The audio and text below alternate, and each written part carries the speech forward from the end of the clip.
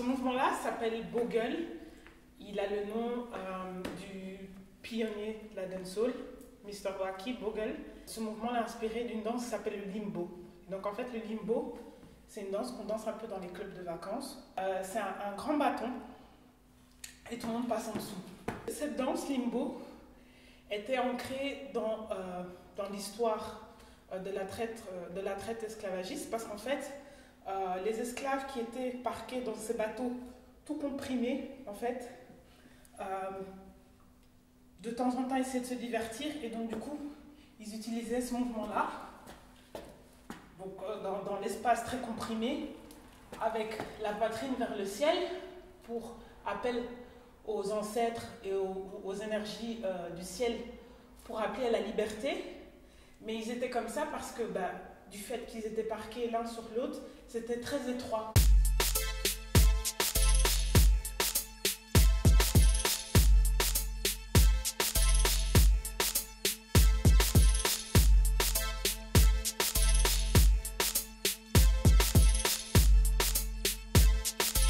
Mon nom est Massinda Zinga. Je suis de mère martiniquaise, de père angolais. Je vis à Bruxelles. Je suis née et je vis ici depuis. Je suis danseuse, chorégraphe, artiste et activiste dans le milieu des danses afro-caribéennes. J'ai ouvert une association en 2016 qui s'appelle MDF The Label, qui vise en fait à promouvoir les acteurs et la culture afro-caribéenne à travers différents événements, cours, voyages, tout ça dans une approche décoloniale et intersectionnelle pour garder comme objectif primordial de ne pas appauvrir les cultures et éviter l'appropriation culturelle. Les moments de ma vie en fait qui ont marqué mon parcours, ce sont tout simplement d'abord le travail que j'ai fait sur moi-même, un travail d'introspection de mon identité, et aussi les voyages en Jamaïque et en Angola qui m'ont permis en fait de mieux comprendre la dimension de culture. Et donc ces voyages et ce travail sur moi-même en fait m'ont vraiment permis de me rendre compte de la profondeur, mais aussi des différentes parties qui créent cette dimension culturelle des cultures. Le dancehall m'a aidé dans mon travail personnel parce que d'une part, tout ce qui est lié à la femme, c'est vraiment une culture qui t'aide à apprendre donc vraiment te mettre plus en valeur d'une part. Donc c'est vrai que ça m'a déjà beaucoup aidé à m'accepter en tant que femme. Mais aussi le dancehall est très ancré dans les traditions africaines, contrairement aux autres cultures que j'ai pu déjà découvrir avant, comme les cultures dominicaines, cubaines, etc. Sont vraiment beaucoup plus ancrées dans leur africanité. Et donc du coup, c'est vrai que ça m'a aidé à me dire quel est le lien en fait, et du coup à creuser dans mes racines angolaises, et creuser. Et j'ai réussi à trouver un équilibre entre qui je suis en tant que femme noire afrodescendante et qu'est-ce que le dancehall a pu m'apporter. Donc oui, clairement, ça m'a aidé à trouver en tout cas des pistes. Pour le développement de la formation, je travaille avec une équipe de chouettes et fortes jeunes femmes qui m'aident en fait à mettre en place les différents événements et activités qu'on organise au sein de MDF, qui sont Chris, Bettina, Ronelle et Carla. Donc l'idée, c'est vraiment de donner des outils à la nouvelle génération pour qu'elle puisse utiliser l'art comme un moyen de véhiculer ce message et aider le public à avoir des réflexions, mais aussi à penser un monde de demain avec une autre vision, quoi. Et donc, elles ont des ateliers théoriques en matinée et puis des ateliers pratiques où on essaie justement de mettre en place ces outils d'émancipation, d'identité noire au bénéfice de leur pratique de la danse. Ouais. Et au-delà de ça, elles essayent vraiment de se réapproprier une manière et une approche plus africaine de la culture. Parce que de nouveau, quand on grandit ici, y a des éléments qui viennent faire que on oublie en fait d'où on vient et ne nous permettent pas d'approcher une culture qui est la nôtre de la bonne manière. Donc ça, c'est l'objectif. Donc le programme Blanchité vise en fait à déconstruire les idées, mais aussi les comportements qu'on pourrait avoir face à des personnes noires ou à la position qu'on a dans certaines cultures. Et l'idée, c'est vraiment d'avoir des ateliers de réflexion, mais aussi d'exercices qui peuvent permettre de comprendre en fait notre position et les enjeux qu'on pourrait avoir en étant invité dans les cultures.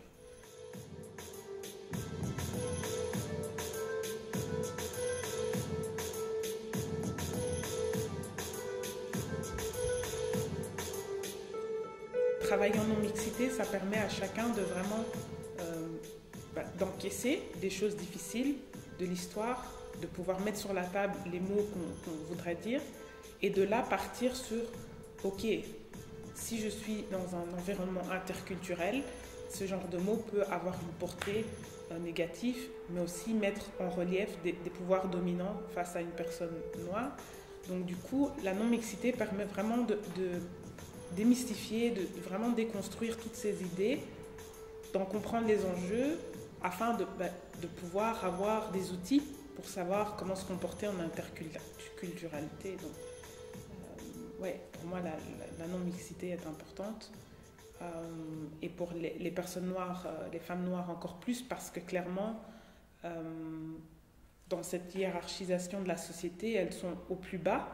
Et donc, il y a très peu d'endroits où elles sont en sécurité, en fait. Mais le fait vraiment de sentir qu'on est plusieurs dans le même cas et qu'on vit toutes la même chose, ça permet de se dire que c'est pas nous le problème, quoi. Le programme Sisterhood évolue super bien. Je suis même très étonnée de la manière dont ça prend.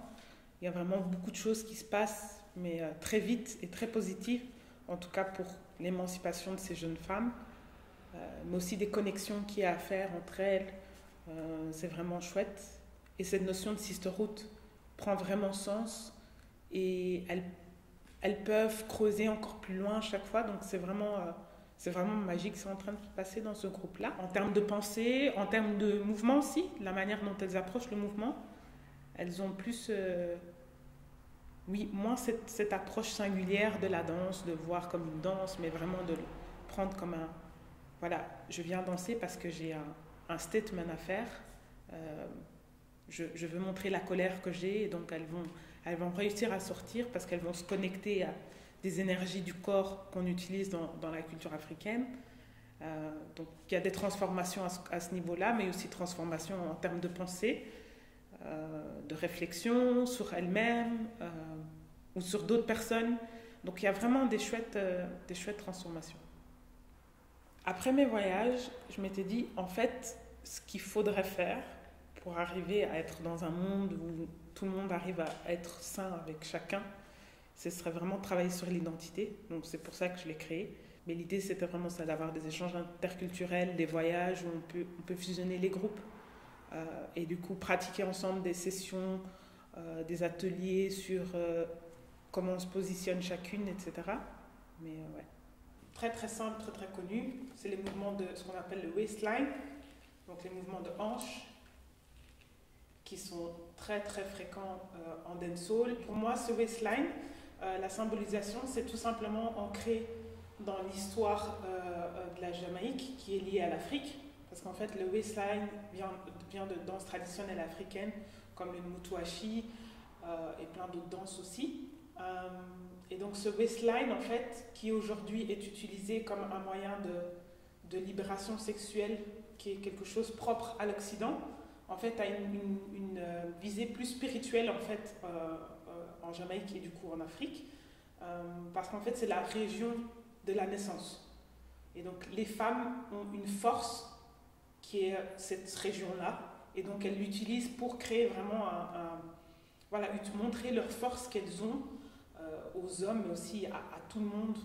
Et donc, du coup, je trouve que quand on allie cette force spirituelle qui est liée à l'ancestralité africaine, et non pas comme un moyen de liberté sexuelle en 2020, ça change totalement la manière dont le waistline bouge, mais aussi la manière dont il est perçu par le public, qui peut être très vulgaire. Et clairement, aujourd'hui, tous ces mouvements de waistline sont utilisés d'une manière très hyper sexualisée, Et alors que c'est quelque chose qui, à la base, est admiré par les hommes, justement, admirer la force des femmes que eux n'ont pas. Donc là, je suis juste en train de bouger mes hanches de la manière dont les femmes jamaïcaines le faisaient back in the days, donc à l'époque, sans forcer, mais c'est vraiment en essayant de montrer la lourdeur, la force en fait qui se passe ici, dans toute cette région-là, que les hommes ne peuvent pas faire, et qui donne tout le pouvoir et la position de la femme. On parle beaucoup de queen, I'm a queen, I'm an empress in Jamaica, et c'est à cause de ça. Yes?